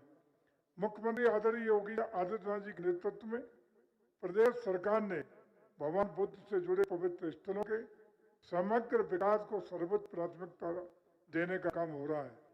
वर्ष 2023-24, 25-26 के मध्य 49 महत्वपूर्ण परियोजनाओं के माध्यम से प्रदेश के विभिन्न बौद्ध पर्यटन, जैसा कभी आदरणीय हमारे माननीय मंत्री बघेल साहब बता रहे थे कि 3000 से ऊपर जो हम लोगों ने आध्यात्मिक धार्मिक स्थलों को डेवलप करके बेहतरीन इंफ्रास्ट्रक्चर दे करके कनेक्टिविटी देने का काम किया है।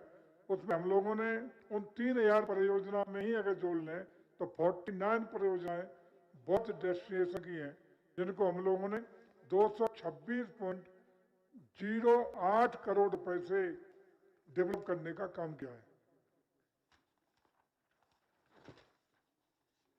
उत्तर प्रदेश सरकार की दूरदर्शी सोच और सत्य प्रतिष्ठा का भी प्रमाण है। इसी संकल्प की परिणति है कि आज उत्तर प्रदेश बौद्ध सर्किट के विभिन्न स्थलों पर अभूतपूर्व कार्य तेजी से कर रहा है। कौशाम्बी में 22.93 करोड़ रुपए की लागत से बौद्ध थीम पार्क का निर्माण हो रहा है। वहीं श्रावस्ती में बौद्ध विहारों पर 44 करोड़ रुपए की लागत से आधुनिक पर्यटन सुविधाओं का सृजन किया जा रहा है। शंकसा के बौद्ध मठों में 9.17 करोड़ रुपए से सुविधाओं का विस्तार हो रहा है। तो महाराजगंज स्थित रामग्राम के पर्यटन विकास पर भी 7.14 करोड़ रुपए खर्च किए जा रहे हैं। इसी तरह कुशीनगर में रामाभार स्तूप के निकट 23.81 करोड़ रुपए की विभिन्न परियोजनाएं क्षेत्र में और अधिक आकर्षक बना रही हैं। कौशाम्बी में भी भगवान बुद्ध की 51 फीट ऊंची भव्य कांस्य प्रतिमा पर 11.25 करोड़ रुपए खर्च किए जाए। बौद्ध शिक्षा एवं शोध के उद्देश्य से राजधानी लखनऊ में 28 फरवरी 1985 को संस्कृति विभाग द्वारा उत्तर प्रदेश के अधीन स्वायत्त शासी संस्था के रूप में अंतर्राष्ट्रीय बौद्ध शोध संस्थान की स्थापना की गई है। बौद्ध शोध संस्थान शिक्षा, संस्कृति और पाली भाषा के अध्ययन एवं संवर्धन के लिए निरंतर कार्य कर रहा है। संस्थान द्वारा भारतीय शिक्षा एवं सांस्कृतिक परंपरा के उत्थान को भी प्रोत्साहित करते हुए 2023-24 में प्रारंभ होकर विगत 3 वर्षों में 26 जनवरी के अवसर पर अलंकरण समारोह भी आयोजित किया गया है। कुल मिलाकर कहें तो बौद्ध विरासत की सबसे समृद्ध धरोहर उत्तर प्रदेश के पास है। बौद्ध पर्यटन उद्योग की दृष्टि से भी उत्तर प्रदेश सर्वाधिक संभावना वाला प्रदेश है। प्रत्येक वर्ष लाखों की संख्या में दक्षिण पूर्व एशिया सहित अन्य देशों के बौद्ध तीर्थ यात्री एवं पर्यटक उत्तर प्रदेश के इन स्थलों पर यात्रा के लिए आते हैं। हिमालयी क्षेत्र में पखवाड़े भर चलने वाले इन आध्यात्मिक और सांस्कृतिक कार्यक्रमों के लिए भारत सरकार के प्रति हम हार्दिक आभार व्यक्त करते हैं। आइए हम सब मिलकर के तथागत के आदर्शों को अपने जीवन में आत्मसात कर एक समरस, शांतिपूर्ण और मानवीय समाज के निर्माणों का संकल्प लें। इसी आशा विश्वास के साथ आपका ये समागम सफल हो, अर्थपूर्ण हो और भविष्य में उसके शुभ परिणाम आए, इसी आशा विश्वास के साथ मैं आज मंचासीन सभी लोगों का, आए हुए सभी महानुभावों का हृदय से बहुत बहुत स्वागत करते हुए उत्तर प्रदेश सरकार की ओर से आप सबको इस सफल कार्यक्रम के लिए बधाई देते हुए अपनी बात को विराम देता हूं। बहुत बहुत धन्यवाद।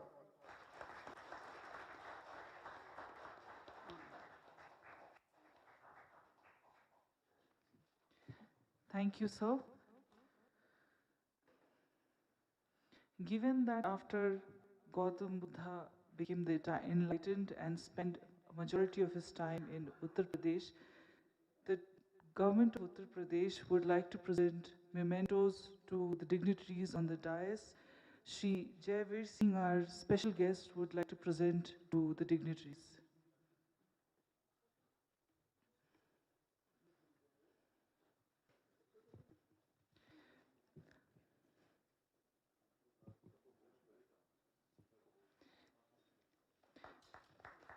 May I also call on stage Shri Sanjeet Rodrigues and Shri Abhijit Halar to please take the mementos, representing the organizing partners of Ladakh government and IBC.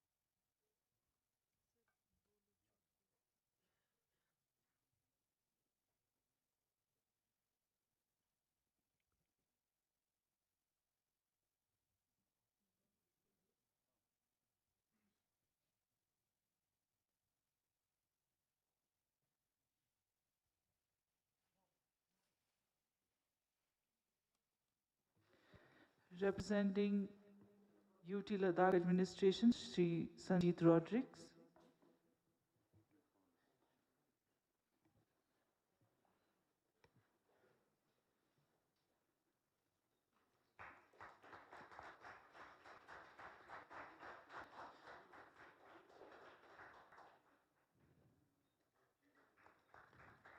Director General of International Buddhist Confederation, Sri Abhijit Haldar.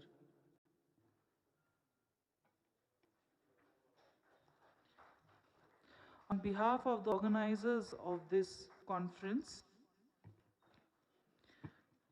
IBC and MIMC would like to present mementos to our two special guests,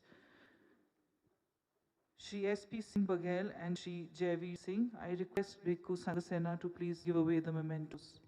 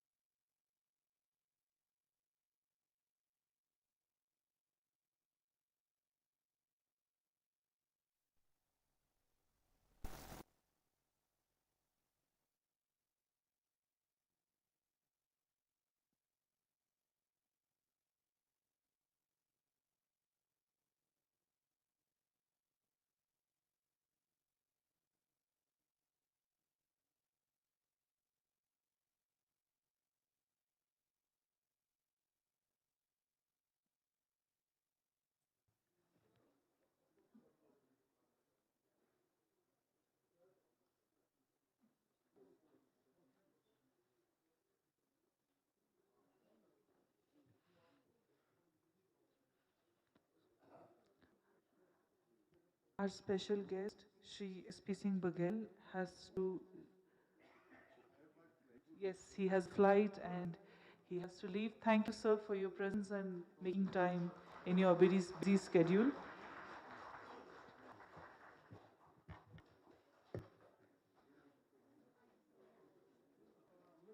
I now request Most Venerable Bhikkhu Sanghasena, President MIMC, to please make the concluding remarks of this inaugural session.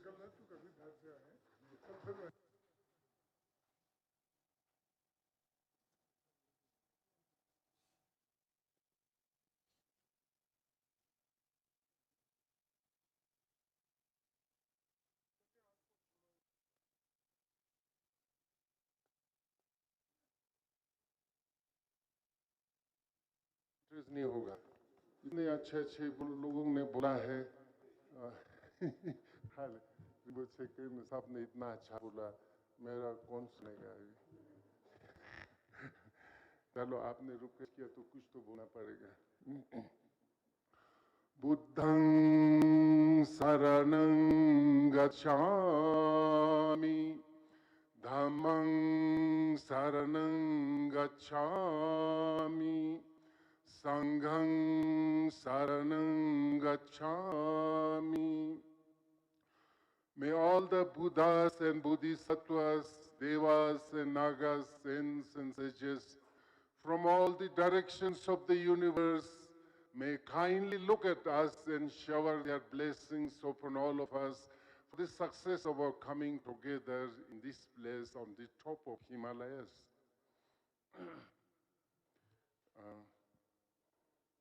His Eminence, Tusé Rinpoche,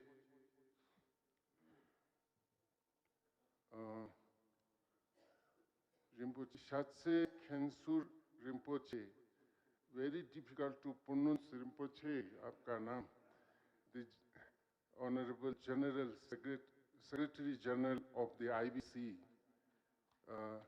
Shri Sring Dorje Lagrukle, Honorable President of Ladakh Buddhist Association, Venerable Dorje Stanzin, President of the Ladakh Wonpai Association,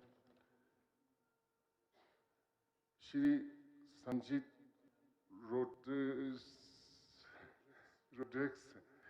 Honorable Secretary, Commissioner Secretary of Tourism, UT. Sir इधर आइए आप, please please please, नहीं आइए ना, आपको आना, आपके कारण से तो हम लोग यहाँ थे, तो कैसे होगा आप उधर नीचे बैठे, जी जी, and all the Sangha members, other distinguished scholars, delegates, and all distinguished guests present here. काफी समय हो चुका है, समय का मर्यादा है, तो मैं ज़्यादा टाइम नहीं लूँगी. It is a moment of great joy, great pride for all of us that we are celebrating something very unique, something very special, something usually doesn't happen. For this, I should not forget to express my heartfelt gratitude to Honorable Prime Minister Shri Narendra Modi ji, who is a great, great admirer of Lord Buddha and his teachings and Buddhism, and then Ministry of Culture, then Union Territory of Ladakh, and our IBC, International Buddhist Confederations, led by Rinpoche and Abhijit Haldarji, and the wonderful entire team here. पीछे बैठ के काम करते हैं, Simon, and that the most precious for the follower of Buddha, Buddha's relics are being brought here for the darshan of the public, the Buddhist people of the Ladakh region of our country. And today is the third day. The Buddha relics will be here for 2 weeks until the 15th of May, and thousands of people already started flocking to have the darshan of the Buddha relics. And then it was also our Honorable Home Minister was there as chief guest for the inaugural ceremony of the Buddha Purnima Day, the Buddha Vesak Day celebration, we call it, the thrice blessed day, the birth and enlightenment and Mahabodhi Day of it. This is truly historic, ऐतिहासिक. It will be remembered by all the faithful followers of Buddha in this part of our country.